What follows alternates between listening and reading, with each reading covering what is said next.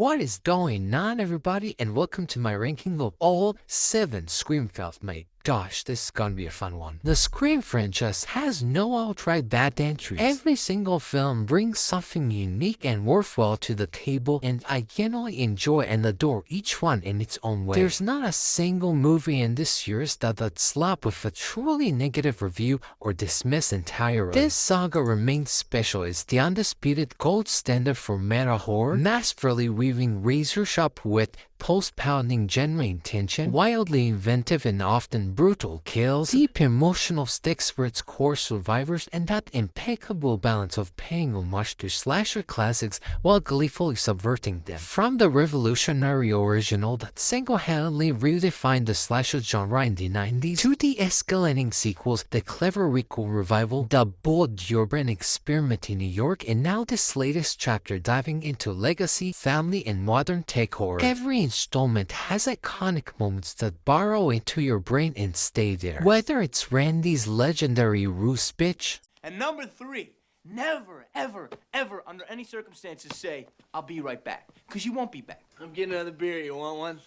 Yeah, sure. I'll be right back. Kirby's biting sass, a heart-stopping chase through dark streets, Cindy's unbreakable resilience across decades, or the escalating chaos of Ghostface taunts, the series consistently delivers. Rewatching the entire franchise after Scream's 7th theatrical release only deepened my appreciation. Sure, some rankings shifted based on how the newest one lived up to or fell short of its massive pre-release hype, production drama, legacy returns, and bold new concepts had fans buzzing for years, but the rewatch reinforced why this series endures. The self-awareness, the character growth, the escalating meta layers, and the way it evolves with the times while staying true to its roots make it endlessly rewatchable. I've gone super in-depth here with expanded breakdowns for each entry, pulling again more specific praises, their criticisms, standout scenes, character arcs, meta elements, kill highlights, and how each film fits into the bigger picture of the franchise's evolution. Let's rank all 7 Scream movies from worst to the best in this extended video script style deep dive. Buckle up, spoilers ahead where necessary, and this one's even longer and more detailed.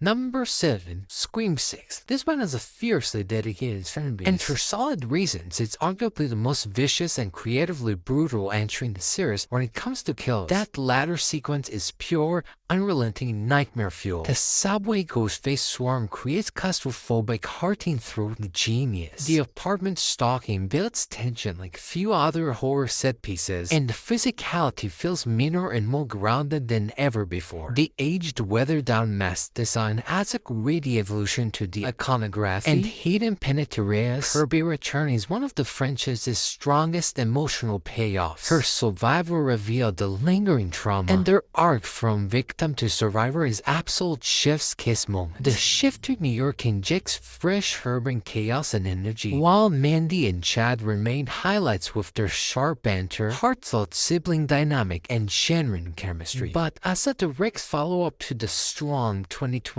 requel, it stumbles in execution. The third act spirals into cartoonish excess with glaring logic gaps, like Bailey charging at Sam with a gun already drawn and just not shooting.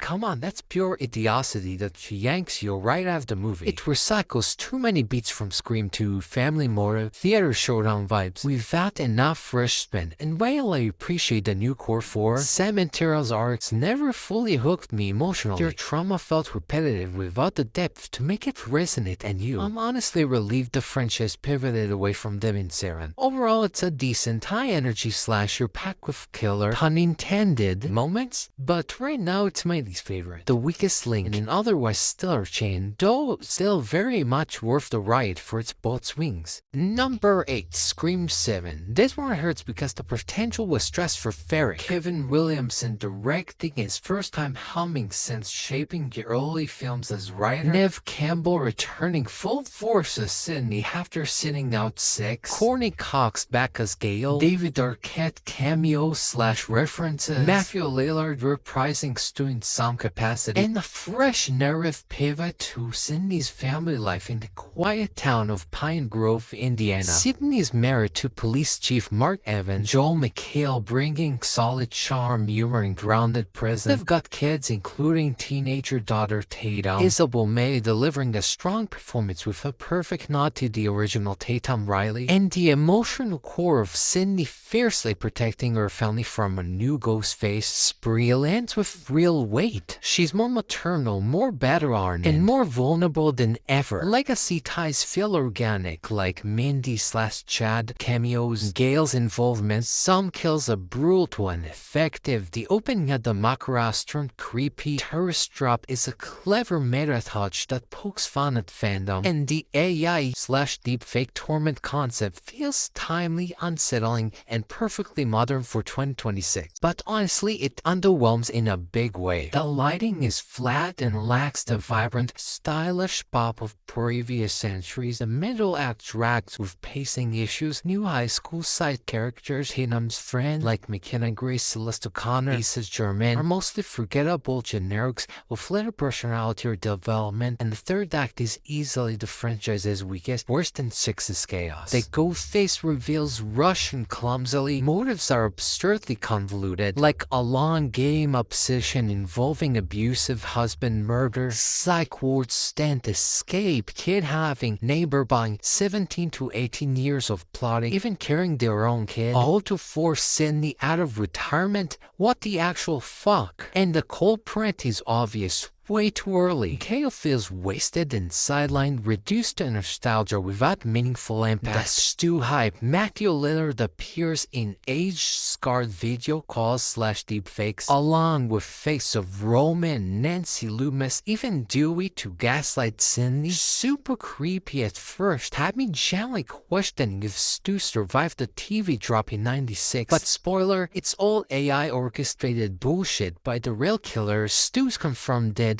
No true comeback, just a cheap, frustrating fake-out that builds excitement only to fizzle. The act piles on forced cameos, dragged-out sequences, odd pacing choices, and fails to deliver constant thrills or satisfying emotional closure. I still appreciated the Sydney and family focus, some solid gore and legacy vibes, but after years of build-up and production drama, it's a huge disappointment. Enjoyable in isolated spots, but ultimately shallow, rushed, and a step back from the Recall era's momentum. Number 5. Scream 3. I used to love this one. It held steady in my number 3 spot in the Scream rankings for years, right behind the untouchable originals, because on first watch it felt like the franchise was boldly going Hollywood and turning the meta dial up to 11 in the most entertaining way possible. Released in 2000, Scream 3 shifts the action to the glitzy, cutthroat world of movie making, and that Hollywood setting brilliantly satirizes famed sequels, the industry itself, and the commodification of real trauma into blockbuster entertainment. The in-universe style movies add hilarious layers of self-referential fun, with fake trailers, set pieces mirroring the real killings, and constant commentary on how sequels inevitably go bigger, dumber, and more exploitative. It's the serious poking fun at its own existence while delivering exactly that bigger,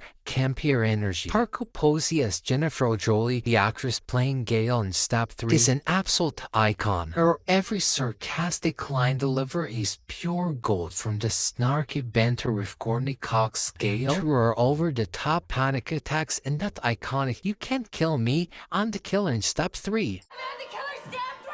I'm the killer! Moment as she's being chased. She steals the film with razor-sharp timing, physical comedy, and a perfect blend of vulnerability and attitude that makes her one of the franchise's most memorable additions. Then there's Carrie Fisher's cameo as the jaded studio archivist Bianca Burnett. Hilarious perfection. R.I.P. to the legend, where she deadpans about typecasting and lost roles.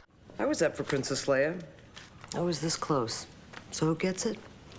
The one who sleeps with George Lucas. while helping Gail and Jennifer dig into Maureen Prescott's past. It's a quick, biting, self-aware gem that lends every laugh and adds that extra layer of Hollywood cynicism. Randy's pre-recorded video essay on sequel rules is meta mastery at its finest. Jamie Kennedy's voice delivers the classic breakdown with perfect timing, serving as a loving nod to the rules he helped establish while setting up the film's own escalation. And Sidney going full warrior mode in the third act's downstage showdown is empowering as hell. The abandoned movie sets turned killing ground with projections, props, and fake blood, creating a surreal, claustrophobic finale where she confronts her past head-on. It's one of her strongest, most cathartic moments, showing her growth from victim to unyielding survivor. But recent rewatches highlight the cracks that have dropped it lower in my personal ranking. Post-Columbine restrictions forced the studio to tone down the gore, blood, and brutality way too much. It feels noticeably tamer and less visceral than the first two films, where the kills had real edge and shock value. The violence here is more implied or quick-cut, and the studio even pushed for no on-screen blood at one point. Wes Craven had to fight back hard. That shift makes the horror elements feel muted and less impactful. The comedy often lends forced or overplayed. The camp ramps up to almost parody levels at times, with broader gags that clash with the attempted tension. Sad characters mostly flop outside posing. Most of the Stab 3 cast feels disposable or one-note, lacking the spark of earlier ensembles. And the biggest sore spot, Roman as the sole Ghostface and his motive reveal cheapens Billy's original mastermind status, revealing that Roman orchestrated Maureen's murder by manipulating Billy, supplying footage of her affairs to fuel his rage, turns Billy into a somewhat unwitting puppet rather than the cold, calculated killer we met in the first film. It retroactively diminishes the impact of Scream 1's twist, making the core motive feel less personal and more convoluted. The tone wavers between campy, over-the-top humor and serious family trauma without fully committing to either, leaving it feeling uneven. Still, it's a solid, highly rewatchable entry with standout moments. Posey and Fisher alone make it worth it. Strong meta-commentary on sequels and Hollywood hypocrisy, creative set-pieces kills, and some genuine thrills in the back half. It's definitely one of the weaker ones now, often ranked last or near last by fans and critics, but far from bad. It has charm, laughs, and enough clever ideas to earn its place in the franchise, even if it doesn't hit the heights of the others. Number 4. Scream 2022. Why did Dan just call it Scream 5? I'll never understand. Seriously, the marketing decision to drop the number and just go with plain Scream still baffles a lot of longtime fans, even though executive producer Kevin Williamson explained it as a way to make it still brand new and avoid the stigma of a high number. Nobody wanted to see a 5 after something, as he put it, implying it might feel too sequely or dated in a crowded horror landscape. It was internally Scream 5 during production, but Paramount clearly wanted that fresh, legacy-reviving vibe to draw in newer audiences who might skip a numbered entry. Whatever the reasoning, it worked commercially and critically. But yeah, it remains one of those head-scratching choices that scream, pun intended, recall marketing 101. That aside, this is a near-perfect legacy recall that revived the franchise masterfully after a decade-long hiatus, proving Scream could evolve in the post-Halloween 2018 era without losing its soul. Directed by Radio Silence, Matt Bettinelli-Olphin, and Tyler Gilland, it strikes an impeccable balance between fresh energy and heartfelt nostalgia, honoring the legacy while introducing a new generation that feels organic and compelling. It smartly brings back the core trio: Sidney Prescott, played by Neve Campbell, still the ultimate final girl; Gail Weathers, played by Courtney Cox, sharper and more vulnerable than ever; and Dewey Riley, played by David Arquette, in what turned out to be his heartbreaking farewell, with meaningful arcs that respect their 25-year-old history. No cheap nostalgia nostalgia bait here. The return sales earned tied to real emotional stakes. Dewey's death is a genuine gut puncher, raw, shocking, and adding the kind of emotional weight the series had been craving since the later sequels. It hits hard because we're invested in him across decades, and it raises the personal cost in a way that echoes the original's intimacy. The new core four, Sam played by Melissa Barrera, bringing layered trauma and strength as Billy Loomis's secret daughter. Tara, played by Jenna Ortega, a breakout star whose vulnerability and fight-back energy make her instantly iconic. Chad, played by Mason Gooding, charming and heroic. And Mindy, played by Jasmine Savoy Brown, the new Randy with killer meta rants and charm. Get strong introductions packed with instant chemistry. They feel like a believable friend group with sibling bonds, fermenting tension, and horror nerd vibes that mirror the original while standing on their own. The ensemble clicks from the start, making you care about who lives or dies. The requel rules meta is hilarious, self-aware, and spot on. Mendy's film class breakdown of requels, which is like reboot plus sequel hybrids like 2018's Halloween, is a brilliant fourth wall shattering moment that skewers the very trend this movie is part of. It doubles down on the franchise's genius for deconstructing horror tropes, now updated for toxic fandom, legacy sequels, and streaming era discourse. The in-universe stop commentary and rules feel fresh yet faithful. The kills are creative, tense, and some of the best in the series. That brutal opening kill sets a ruthless tone. The Bourne attack is claustrophobic nightmare fuel of practical gore. The extended chase through the house builds suspense masterfully with clever missed routines and combat. The violence feels purposeful, not gratuitous, and the suspense sequences are edge-of-your-seat intense. It balances fresh energy, new blood, modern themes like legacy toxicity and family sequence with heartfelt nostalgia flawlessly. Woodsboro feels lived in again. The score nods to Marco Beltrami's classics, and the final act delivers cathartic confrontation that honor the past while looking forward. What holds it back? The killers. Richie, played by Jack Quaid, and Amber, played by Mickey Madison, are the weakling. They lack the chaotic charisma of Billy/Stu or the unhinged energy of later pairs. Richie comes off more swarmy than menacing. Amber's big unmasking feels rushed, and their motive, toxic fandom obsession with fixing the franchise via a requel-style movie, is conceptually clever but forgettable in execution. The reveal falls flat emotionally. No real shock or heartbreak, just a gotcha that doesn't land with the same punch as previous unmaskings. Their bottom-tier Ghostface and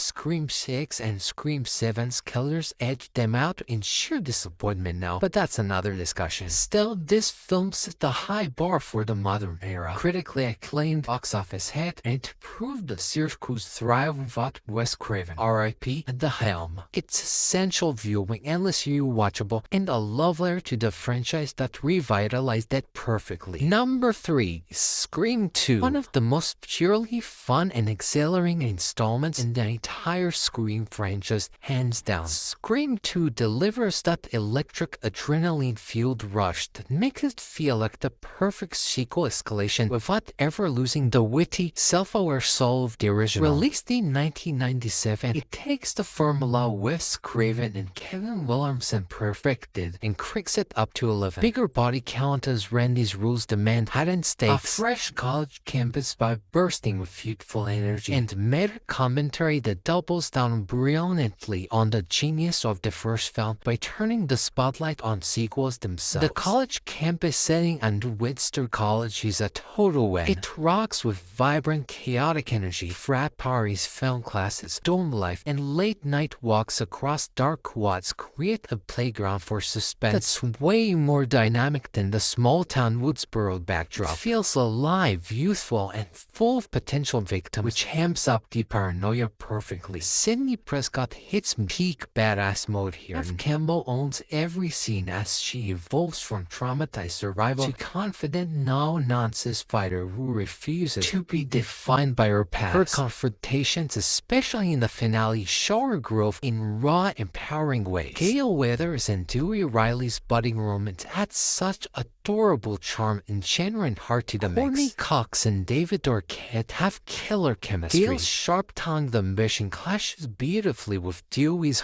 earnest, awkward awkward heroism and their flirtatious banter, plus that slow burn tension, gives the film emotional warmth amid the bloodshed. It's one of the franchise's most endearing subplots, making you root for them as much as for Sidney. The opening theater kill is an absolute stunner that sets an electric tone right from the jump. Jada Pinkett Smith and Omar Epps in that reckless stab screening, crowding Ghostface Max cheering like it's all part of the show, builds this brilliant mix of meta-ironic and genuine terror. When the stabbings start and no one realizes it's real until it's too late, it's chilling, innovative, and one of the most memorable cold opens in horror history. It immediately establishes that this sequel isn't playing it safe. The finale in the theater is tense claustrophobic gold. The abandoned movie house turned into a killing ground with projections flickering, seats as hiding spots, and the stab footage mirroring the real carnage. It's a masterclass in suspense. The showdowns felt earned, chaotic, and visually inventive, capping off the film with a bang that honors the rules while subverting them. The sequel rules meta is where Scream 2 truly shines. Film class discussions dissecting sequels like Randy's iconic sequel suck speech name-dropping Aliens in The Godfather Part 2 are rare exceptions. The in-universe stab movie turned real events into tabloid entertainment, and the commentary on how fame and media exploit tragedy, it all layers on brilliant. The film gleefully acknowledges the pitfall of sequels. Bigger body count, more action, new suspects, while delivering exactly that, making it feel clever rather than lazy. Williamson's script is packed with sharp, self-referential lines that keep the spirit alive and kicking. It escalates the stakes naturally, like Cindy's trauma following her to college, copycat killings tied to the original murders ramp up the personal danger, and the killer's motives tie into revenge and fame-seeking in ways that feel organic to the universe. Downsides? Yeah, the Ghostfaces are a bit of a letdown compared to the first film's Billy and Stu dynamic. Mrs. Loomis, played by Laurie Metcalf as Debbie Saw, is solid, but I clocked her early. That random reporter focus and their over-the-top suspicious behavior screams suspect. Everybody's a suspect! From a mile away, Mickey, played by Timothy Olyphant, is intriguing as the film geek killer with his twisted manifesto, but he vanishes for long stretches, making the duo feel unbalanced. The production was famously rushed, leaked script issues, forced rewrites and reshoots, which hurt pacing in spots. Some scenes drag or feel choppy, and the last-minute ending change, originally rumored to involve different killers or motives, those details vary, shows in a slightly abrupt wrap-up. It doesn't quite stick the landing as cleanly as the original, but strap away those imperfections and Scream 2 is super entertaining, endlessly rewatchable, and a strong sequel that stands tall in the franchise. The thrills are relentless, the humor lands, the kills are creative, and the meta brilliance remains intact. It's pure popcorn horror joy with brains and heart. Number 2. Scream 4. Massive glow up on rewatch. This used to sit comfortably mid-tier for me in the Scream franchise, maybe even a step below the originals, but now it's straight up elite. Arguably the strongest sequel after the first two. Every time I revisit Scream 4, or Scream 4 as it cheekily brands itself, it climbs higher in my estimation, filling layers of cleverness, viciousness, and cultural bite that I completely slept by initially. The cast is hands down the most stacked and charismatic ensemble Sears has ever assembled. You've got Emma Roberts perfectly channeling that sweet girl next door vibe, while slowly peeking back into something chilling and unhinged as Joe Roberts. Her performance is a masterclass in subversion, flipping from relatable cousin to sociopath mastermind without missing a beat. Then there's Hayden Panettiere as Kirby Reed, who absolutely steals every single scene she's in and has rightfully earned full icon status among fans. Her quick wit, her nerd energy, and that final confrontation are pure gold.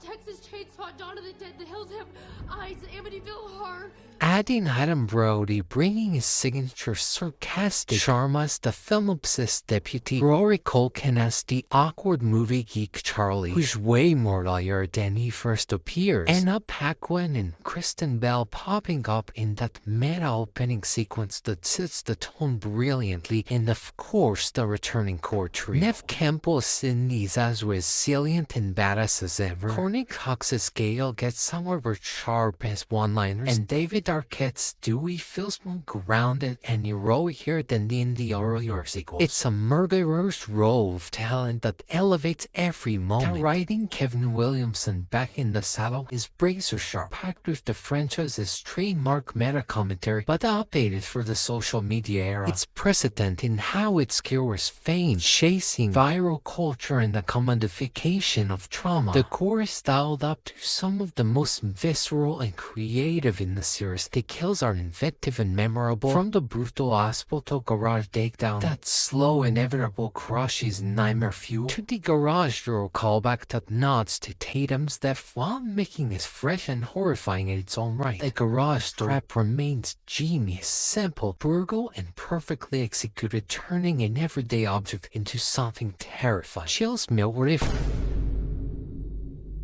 an all-consuming obsession with social media fame, wanting to be the final girl celebrity just like Sydney but without the actual trauma, is disturbingly ahead of its time and chillingly effective. In 2011, it felt like a clever satire of reality TV and early influencer culture. Now in the age of TikTok storytelling and true con obsession, it hits even harder as a dark mirror to how people chase notoriety through any means necessary. Her plan to frame Trevor betray Charlie in sympathetic wounds for sympathy is called calculated genius, and the reveal satisfies on every level. It subverts expectations, ties back to the rules of the genre, and delivers a payoff that's both shocking and thematically perfect. The story stays tight throughout. No fat, no necessary subplots, and Wes Craven directs with his signature flair. He brings back those long, suspenseful tracking shots, builds tension masterfully, and infuses the whole thing with a knowing wit that honors the series while pushing it forward. Sending it to shine as the ultimate survivor, Kirby rules as the new screen queen energy, and that self-beating setup Jill pulls off is both hilarious and genius meta commentary on how survivors are packaged for public consumption. Sure, there are flaws. The glossy high-definition look sometimes feels a bit too polished and modern for Craven's usual gritty, shadowy style. It lacks some of that raw 90s edge. The opening with the nested stab movies Stab 6 and Stab 7 is fun but overloads the matter early on and can feel a tad exhausting, and the hospital ending cops out a little by not letting Jill's plan play out more boldly or giving her a bigger and final stand. Instead, it rushes to wrap things up with Sydney getting the upper end again. Some fans even prefer rumored alternate endings where things get darker or more drawn out, but strip away those minor grips away, and Scream 4 is a near masterpiece. Sharp social commentary wrapped in thrills, blood, and laughs, with heart-pounding sequences and characters you actually root for